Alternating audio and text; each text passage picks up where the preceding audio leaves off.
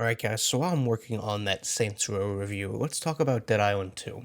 So I'm gonna go ahead and apologize in advance if I call this Dying Light 2, because I seem to do that every single time I talk about this game.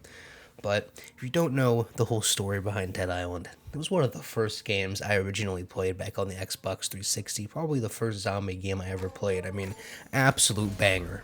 Right.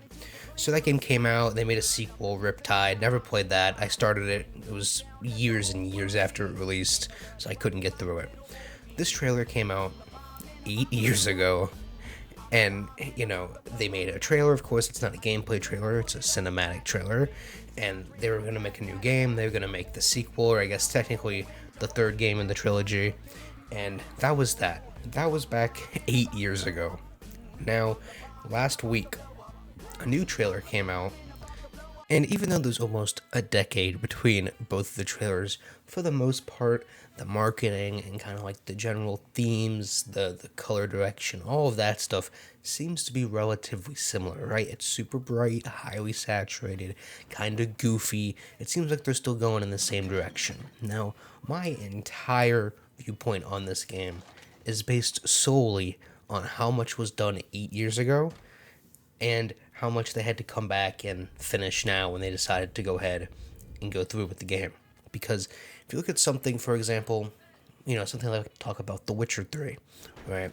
Cyberpunk came out, and then the show for Witcher came out, and that really, blew up CD Projekt Red and made a lot of people want to go back and play The Witcher 3, right?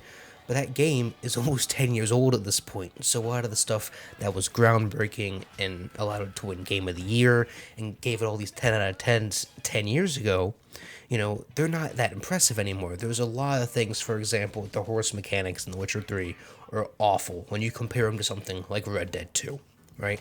But back then, almost 10 years ago, those mechanics and a lot of the open world systems and the kind of lifeless viewpoints that they have scattered around the map, that was just standard how pretty much every game was, and it might have even been advanced for that time, right? But now, that's old school shit. And it's the same thing here with Dead Island 2. Was a 90% of this game finished 8 years ago, and they kind of just go ahead and made a new trailer and finished it up and released the game, in which the case it'll have the same problem, right? It's going to have a lot of really old mechanics and just gameplay features and a gameplay loop that might have been fun 8 years ago, but you've seen it now and you've played it now and you're bored of it, and it's time for something new. Or, best case scenario, very little was done, and they prematurely made a trailer, which happens all the time, and the game wasn't even close to ready to be released, and they pretty much remade the whole game recently, which would be the best case scenario, right? That being said, it is Dead Island, so you don't really have to do much, right? You just have to have a semi-interesting story with cool weapon mods, decent gore, explosions, guns, some cool like takedowns or skill trees, and have it be online, and that's pretty much all you gotta do, right?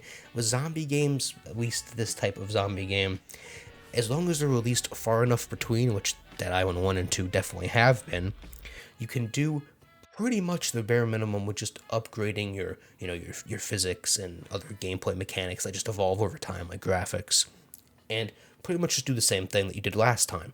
Now, the only concern here is by the time this releases, it'll probably be exactly a year after Dying Light 2 had released. So those two are kind of close to each other, so if they're too similar, then that'll probably get boring. But for the most part, it should be at least unique and fresh, especially if you haven't played a zombie game like this in a while. And of course, the main problem is we're not going to know any of that stuff till months and months after the game launches, right?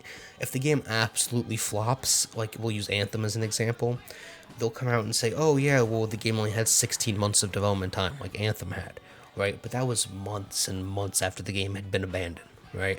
So really, pre-launch, there's nothing to know other than a gameplay trailer, which I'm hoping they'll give at some point. But if you look at something like Saints Row, pre-launch, I don't know if I even saw a gameplay trailer. I think it was just their cinematic trailers like this, and that was it. And again, my Saints Row review isn't finished or out, but once that's out, you'll understand where I'm coming from. But that's really all I have to say. Again, it's like a 2-minute trailer. There's not much to talk about here. But that's kind of my basis on where I am with Dead Island 2 right now. Again, by the time the gameplay trailer comes out, like Christmas time maybe, we'll see what's going on. I'm sure it'll get delayed. But you guys let me know if you liked the trailer, if you've played the first Dead Island or Riptide, if you've played the Dying Light games, how you think this is going to compare to Dying Light 2, what your kind of expectations are. If you've never played it, let me know what you're hoping for, and I'll see you guys on the next one.